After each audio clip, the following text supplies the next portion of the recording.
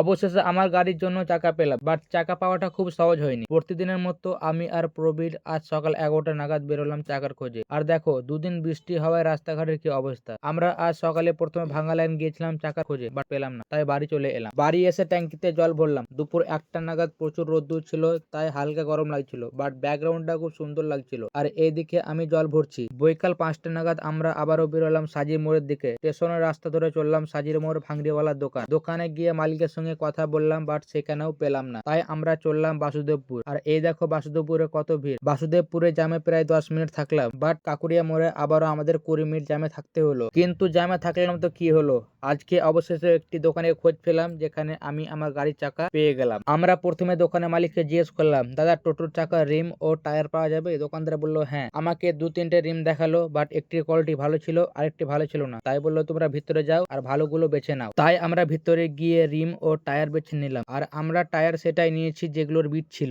রিম ও tyre বাছার পর মিস্ত্রিদা রিম, tyre ও tube set করেছিল। Set করার সময়ও আমি ভালো করে দেখছিলাম যে সব ঠিকঠাক আছে কিনা। টায়ার সেট করার পর আমরা গেলাম গ্রিলের দোকান, বাট দোকান বন্ধ ছিল, তাই দোকানের মালিককে জিজ্ঞেস করে টায়ার গুলো ভিতরে চালিয়ে দিলাম। গ্রিলের দোকানে সমস্ত টায়ার ফেলে দেওয়ার পর চললাম আমরা বাড়ির দিকে।